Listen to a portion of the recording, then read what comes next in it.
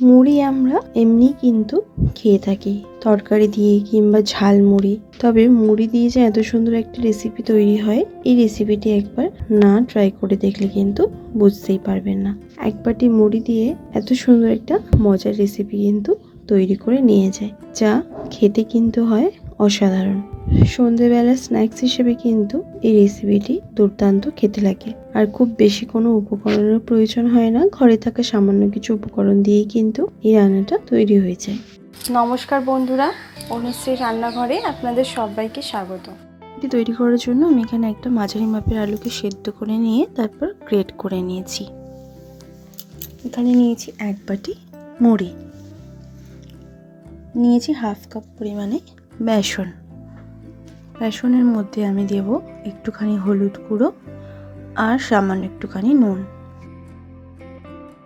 তারপর দিয়ে দেবো একটুখানি জল দিয়ে ভালো করে মিশিয়ে নেব।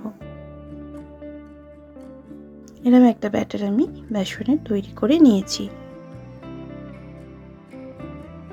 এরপর সেদ্ধ আলুটার মধ্যে আমি দিয়ে দেবো গরম মশলার গুঁড়ো আর সামান্য একটুখানি নুন। যেহেতু বেসনে নুন দেওয়া আছে তাই নুনটা একটু বুঝেই এখানে ব্যবহার করবেন। দিচ্ছি হাফ চামচ পরিমাণে গোলমরিচের গুঁড়ো।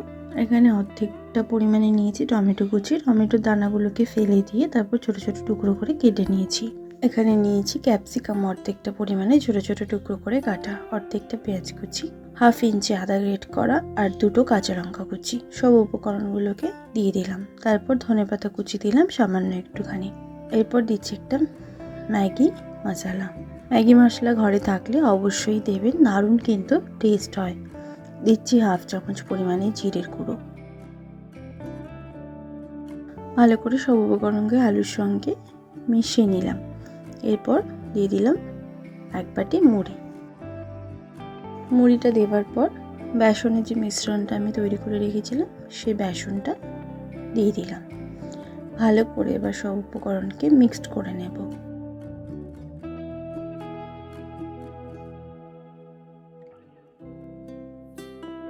সব উপকরণকে ভালো করে মিক্সড করে নিয়েছি। এরপর হাতের সাহায্যে এরমভাবে আমি গোল করে নিচ্ছি।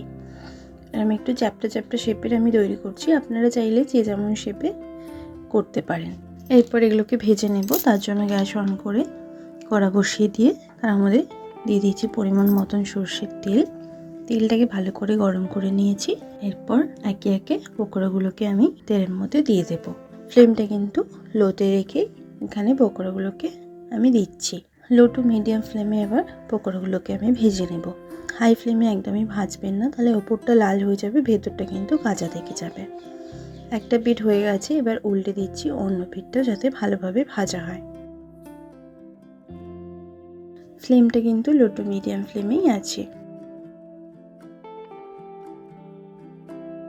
এরমভাবে দুটো পিঠই ভেজে নিয়েছি। দুটো পিঠই কিন্তু বেশ সুন্দর গোল্ডেন ব্রাউন করে ভাজা হয়ে গেছে। এরপর একে একে সব পকোড়াগুলোকে তুলে নেব। এই পকোড়া কিন্তু খেতে দারুণ সুস্বাদু হয়। গরম গরম টমেটো কেচাপ কিংবা চা কিংবা ধনেপাতার চাটনি দিয়েও কিন্তু আপনারা এটা খেতে পারেন, দুর্দান্ত খেতে লাগে। সব পকোড়াগুলোকে আমি সেম প্রসেসে ভেজে নিয়েছি। পকোড়াগুলো আমার সম্পূর্ণভাবে ভাজা হয়ে গেছে।